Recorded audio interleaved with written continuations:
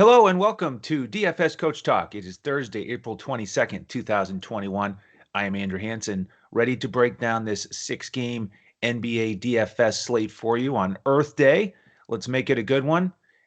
We've got Coach taking the day off after some solid baseball and basketball lineups for us last night.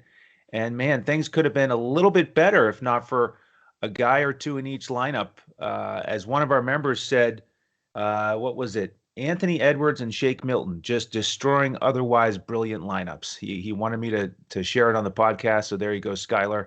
And that was the story of the night. Coach had a great lineup with Embiid.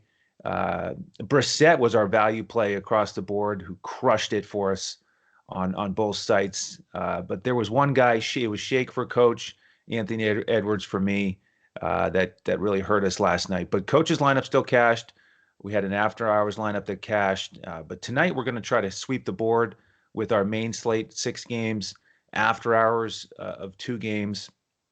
And I like this size of slate here of 6 games. So we've got 8 of 12 teams involved in a back-to-back and no totals over 230 on this slate in terms of the odds from BetUS.com.pa, our presenting sponsor. And we have 3 games starting at 7 o'clock. So we'll have a lot of news ready to go and get the slate started off right, hopefully. Starting with Phoenix and Boston. 219 total. Phoenix favored by 3.5. They are coming off a nice win over Philly. And this is a front end of a back-to-back for the Celtics. They've got a tough little back-to-back here, dealing with Phoenix, and then they go on the road to deal with the high-scoring Nets.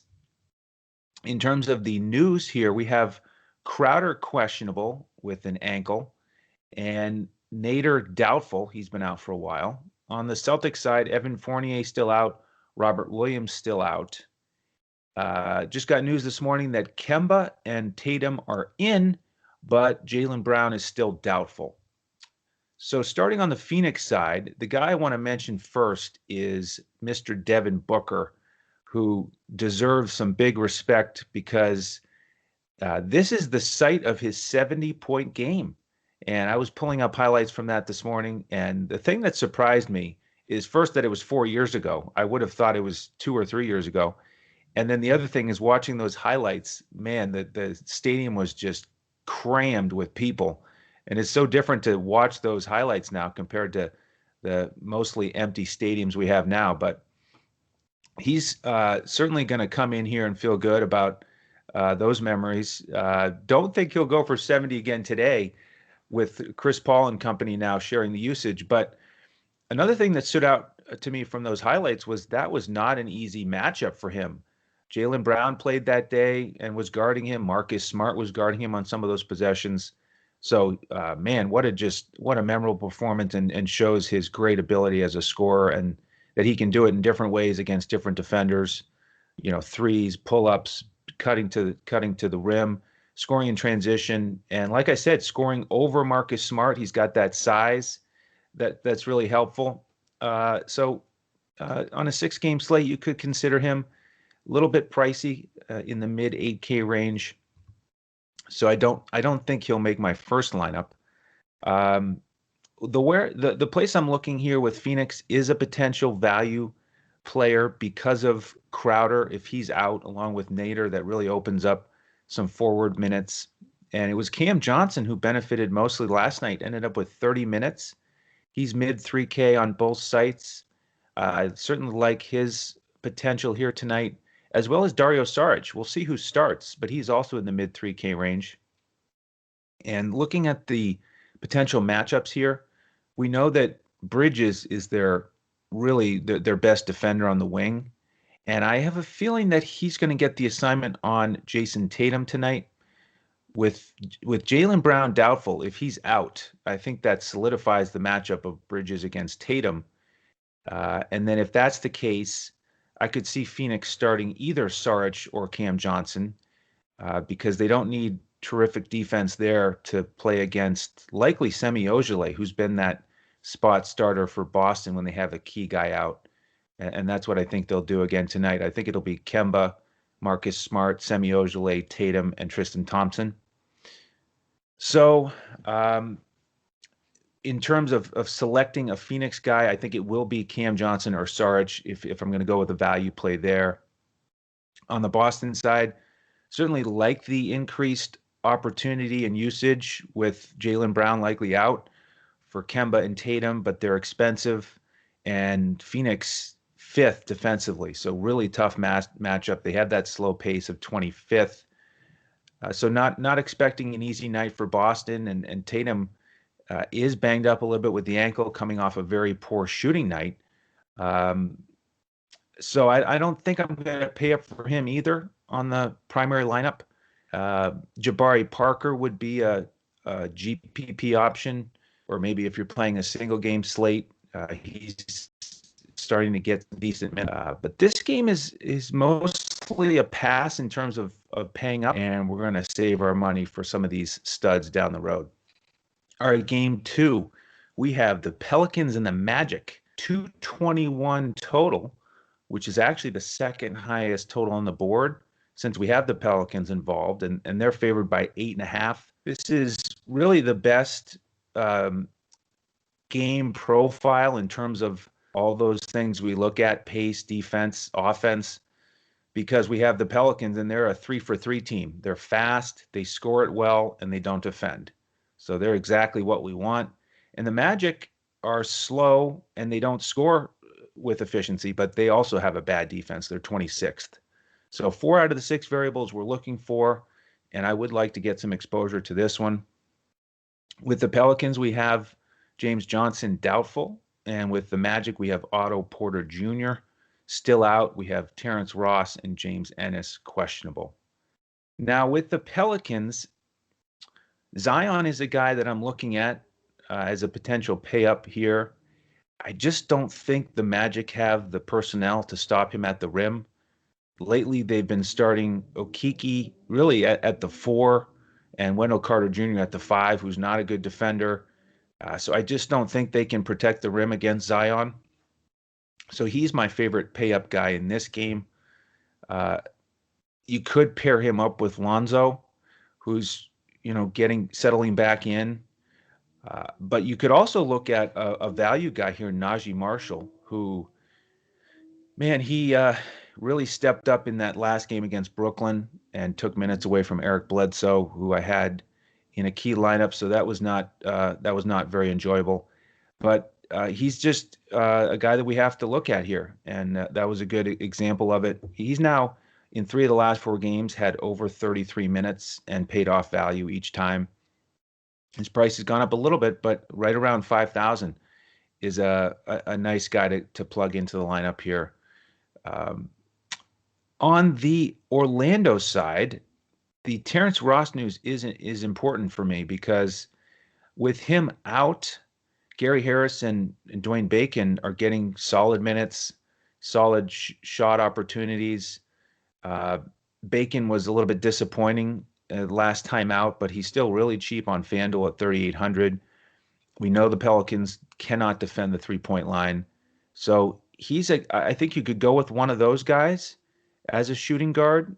Bacon cheaper, and I do trust his minutes and his shot attempts a little bit more than Gary Harris.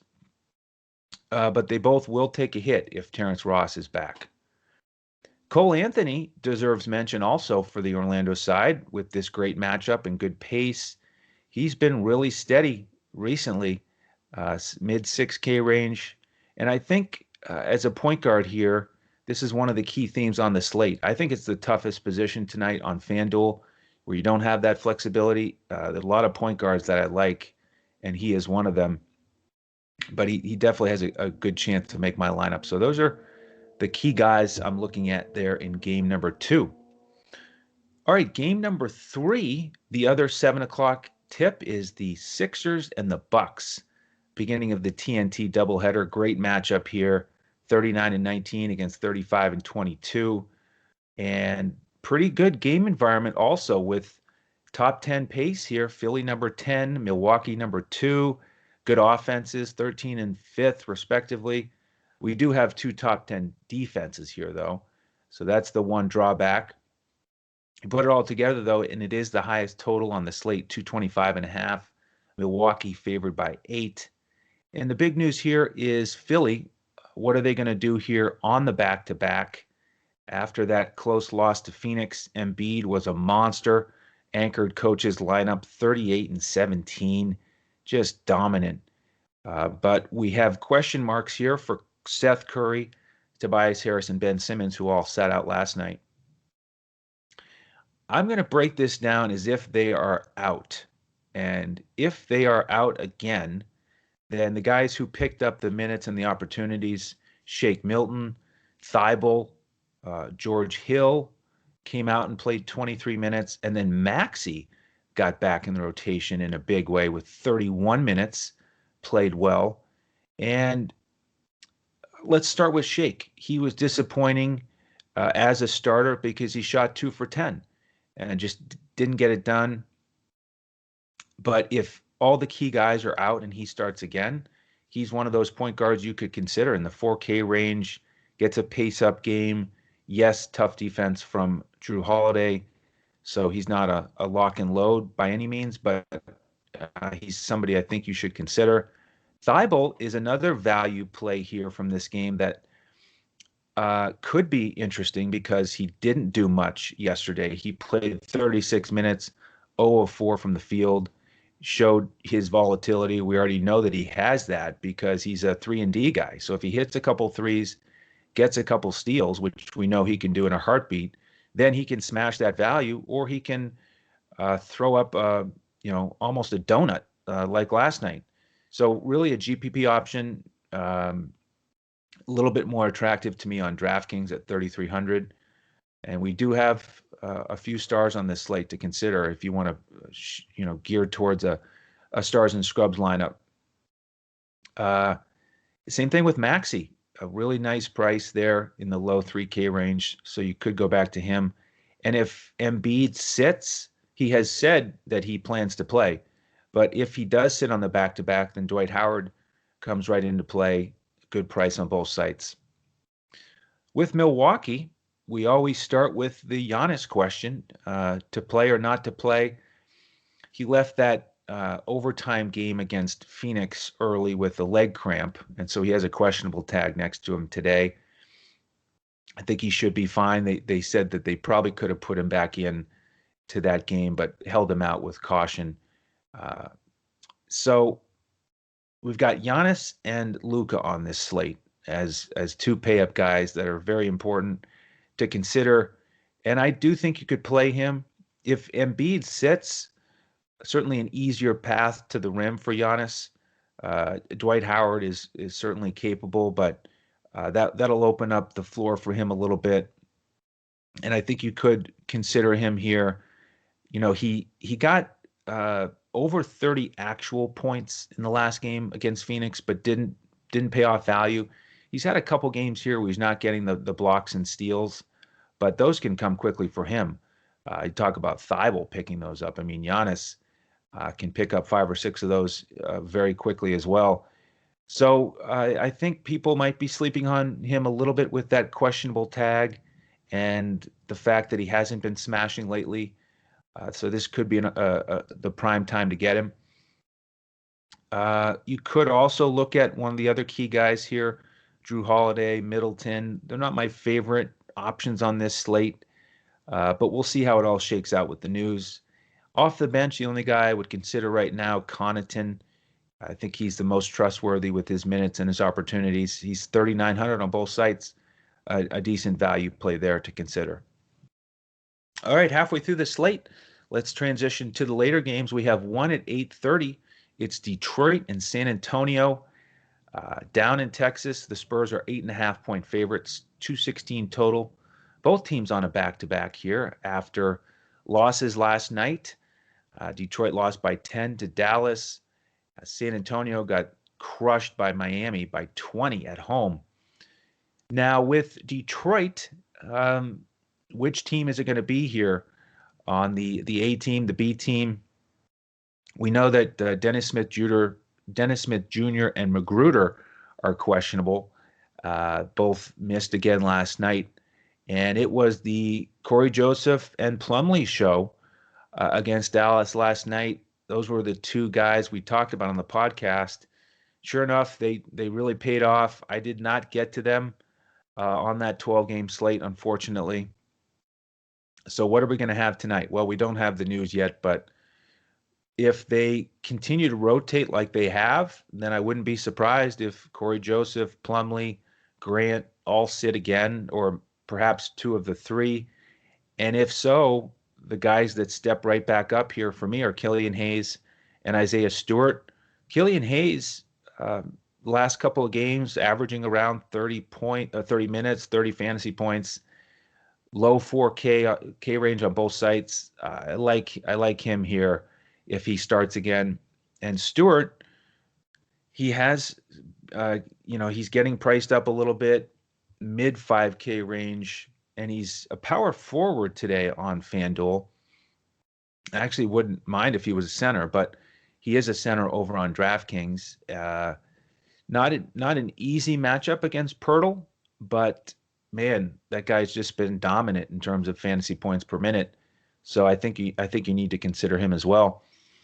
On the Spurs side, that's one thing we got right yesterday. Avoid those guys on the front end of a back-to-back, and I plan to avoid them on the second night as well. I don't have anybody marked down. I looked through the prices, nothing jumped out at me, and I'm just going to avoid them if I can on this back-to-back. All right, 2 games left, and this is the after-hour slate as well. So if you like mixing it up and playing some different slates, that's one of the great reasons to join us, because we typically provide full lineups for the main slate and the after-hour slate every night. We've had a lot of success on the after-hour slate. Games. And we've got another one tonight starting at 9 Eastern. So if you want to jump in and grab our lineups, then go to our website, dfscoachtalk.com. Sign up for your membership there, whichever length of time you'd like. 3-day pass, do the week, try the month. Either way, we will send you an email after you sign up and invite you into our Discord. That's where we give out lineups about 20 to 30 minutes before lock. We give out the full FanDuel lineups, a cash lineup, GPP lineup, full Yahoo lineup, DraftKings coaches clipboard with core plays and pivots. So we get you ready for every site. Any questions, just reach out to us on Twitter at DFS CoachTalk. You can also find me at Language Olympic, and you can find the coach at JoeSarvadi. All right. So this 9 o'clock game, Charlotte and Chicago, and here's an opportunity for you. If you want to see an average NBA team, then flip on this game and you're going to see 2 of them, and they're practically clones in their averageness. We've got these 2 teams are both 15th in pace. Okay, they average 100.9 possessions per 48 minutes. So we're looking at 101 possessions each tonight, and they are both 17th defensively, okay, tied for 17th. And then in terms of offensive efficiency, they're separated by less than a point, 16th and 18th, 109 and 108.3 points per 100 possessions. So no surprise that this is a 1-point spread, Chicago favored here at home, and a 210 total. What do we have for news here? Well, not much on Charlotte. The same key guys who've been out are still out. We know that LaMelo Ball is approaching a return, but he won't be out there tonight. And on the Chicago side, I don't see any big news there either. So we've got these average teams with their regular roster and rotation of late. On the Charlotte side, with those key guys out, the ones who've stepped up, Rozier, Bridges, PJ Washington, Devontae Graham working his way back into the mix. But those first 3 guys are the ones I would look at. We know that Chicago, with that average to below average defense, can be attacked, and Rozier is in a nice little stretch here. Bridges, he's been priced up pretty well here on DraftKings, but 6,400 on FanDuel is a price that I would consider paying. And PJ Washington, we keep talking about him. as just a real volatile option. And lately, he's been smashing, but he can disappear in a heartbeat. So feel a little bit more like a GPP option there. On the Chicago side, uh, back to back here after a loss to Cleveland really did not look good. They were getting blown out and had to come back just to make it a 16-point game. By the way, Charlotte on the front end of a back to back. The thing about Chicago and that blowout loss is that Vucevic only played 25 minutes. So I think you could go there. DraftKings, he's really expensive, but on FanDuel, he's only 8,800. I like that price. Kobe White is certainly benefiting from Levine's absence. He's still cheap, mid 5K range, but out of those 2 point guards here tonight, Rozier and Kobe White, Rozier certainly the better defender. So you take a hit there for Kobe White, but Rozier obviously much more expensive. So tough decision there if you're going to take a point guard out of this game. And then Temple is a decent price for starter on DraftKings at 3,800. On FanDuel, I don't like him as much. I like some of the other value small forwards better.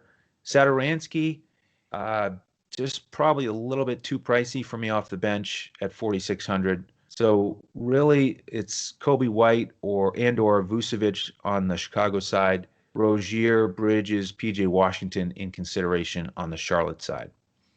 All right, last game of the night. We have the Lakers and Mavericks, 9:30 Eastern tip. It's the second game of the TNT doubleheader. Coach's Mavs favored by 3.5 after that 10-point win over Detroit last night. 216 total. We know that we do not have great pace here. The Lakers average 13th, but Dallas 26th in pace. And then we've got the Lakers still number one defensively, and the Mavericks 20th.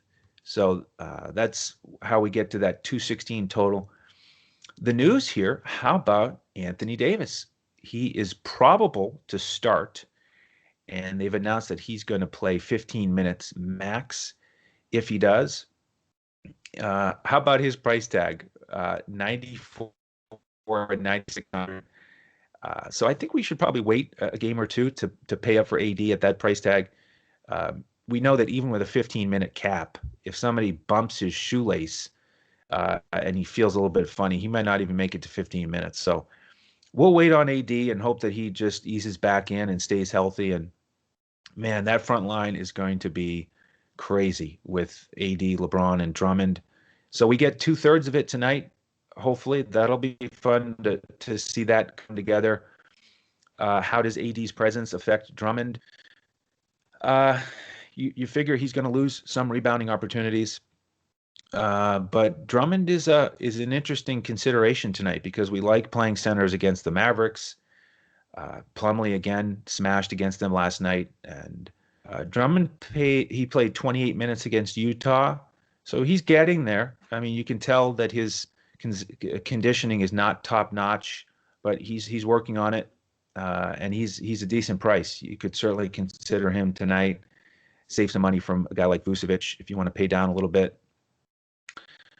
For the rest of the Lakers, I'm not too thrilled about them on the main slate with this slow pace from Dallas. Schroeder, a little too pricey for me, probably. I like the other point guard options better. Markieff Morris, by the way, probable, and Gasol questionable. Markieff Morris probably will have his minutes dip a little bit with AD back. Kuzma probably will get lost in the shuffle for me again in that mid 6K range. On the Dallas side, we have Kleba questionable with a back issue. So what is Dallas going to do up front? We don't have any news yet about Porzingis on the back-to-back, but if he plays, what else does Dallas do? Does Powell get minutes again? He got 11 last night. Or what about Boban? Will we get a Boban sighting against Drummond? I mean, I think he's got the best physical makeup to try to slow Drummond down a little bit, especially if Kleba is out. So keep your eye on that one. Great reason to follow the news with us. And we certainly go over that in Discord throughout the day and the night. Great members sharing stuff all the time with basketball injury updates as well as MLB weather, you name it. So a great community, a lot of fun, and thank you to the members that we have. So Boban, if he starts, anytime he starts, he is right at the top of consideration for me, especially on DraftKings where you can play two centers. So keep an eye on that. Luca, 11,000 and up tonight. I don't think I want to do that. I think if I had to pick right now, I would lean Giannis if I was going to pay up. But again, he adds to that mix here on the point guard position on FanDuel. A lot of interesting options there. Brunson once again hit value right around 7x last night, and again I didn't play him, even though he was on the clipboard. He's gone up just a tick in price now, 5,200 on FanDuel.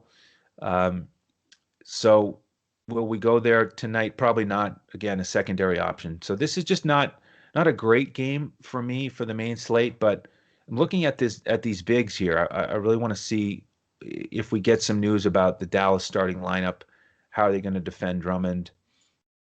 And I could see myself going with Drummond or Boban. So we'll see how that all plays out. All right, that concludes our breakdown of the 6-game slate. Hope you enjoyed that. Hope that gave you a good feel for how I'm starting to put it together. And if you like what you heard, certainly appreciate it if you'd subscribe to the YouTube channel if you haven't already, or you could give us the thumbs up wherever you're listening. We appreciate all of your support there. In terms of the schedule, we're going to be back tomorrow. Coach will be back. We'll do the double duo for the NBA slate, and we'll continue to give out our NBA lineups for 2 slates a night, MLB lineups for 1 or 2 slates a day with Josh and Tyler today. So jump in with us. Again, if you haven't yet, give us a try at dfscoachtalk.com.